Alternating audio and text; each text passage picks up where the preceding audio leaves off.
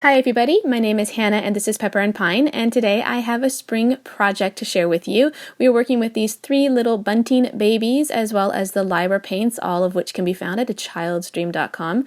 Today we're going to be doing a similar project that I've done with the last two seasons. We did a set for the fall and one for the winter, and these little peg dolls decorated our seasonal nature table. Now, I intended to do these really similar to the last set that I did so that the colors would coordinate with the season, and then I planned to do little flowers on the front of these little bunting babies, but I decided against it, and I am so glad that I took a different direction. So first I painted these little peg dolls up, and now I'm going to add a little bit of shimmer. I'm using Mr. Huey's Shine, and it just gives a nice little shimmery look to it. Now I really like the way that these turn out. However, you're not going to see as much shine in the end, and you will see why, because I'm using a new product to seal them. Alright, so this is a great opportunity to use up some of those little remnant pieces of felt. I am using Holland felt in 3 different beautiful shades of green. I'm also using my hot glue gun in order to make these little hats, which look like little gnome hats. You could also stitch them if you preferred.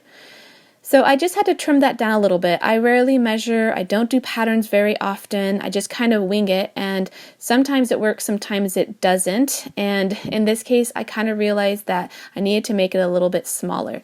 Now you can see a lot of that glue peeking out, but that's okay.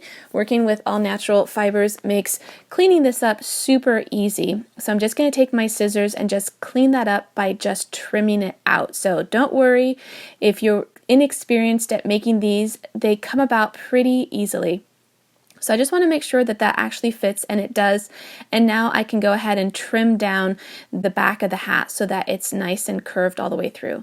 So these hats are super tall, which is fine. However, it's going to throw off the balance of these peg dolls quite a bit, especially when you see what I do to these hats.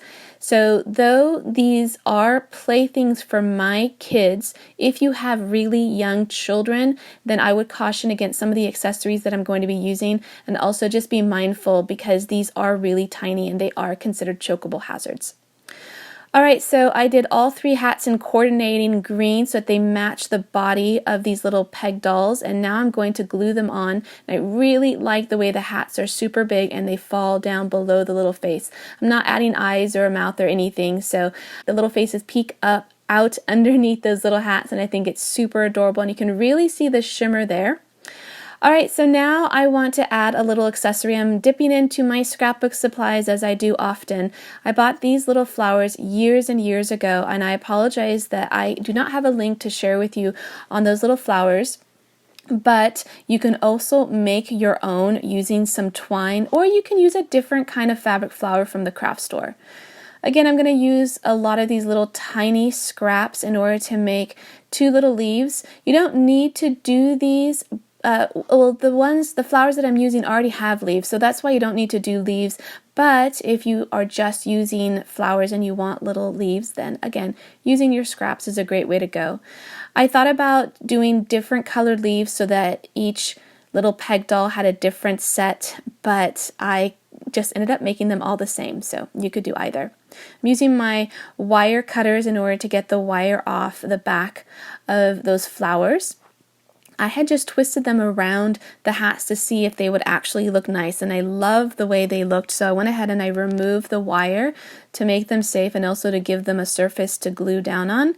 And then I just coordinated those flowers so that they went with each of those little hats. I happen to have 3 different color flowers, and I happen to have made a trio of these little bunting babies for a spring table. A lot of the creative process kind of happens organically. I didn't plan this. This just kind of came out of our process of making the peg dolls. I have these super strong little magnets. I happen to have a couple of them on hand, and I decided to glue them to the back of these little peg dolls to see if it would actually work.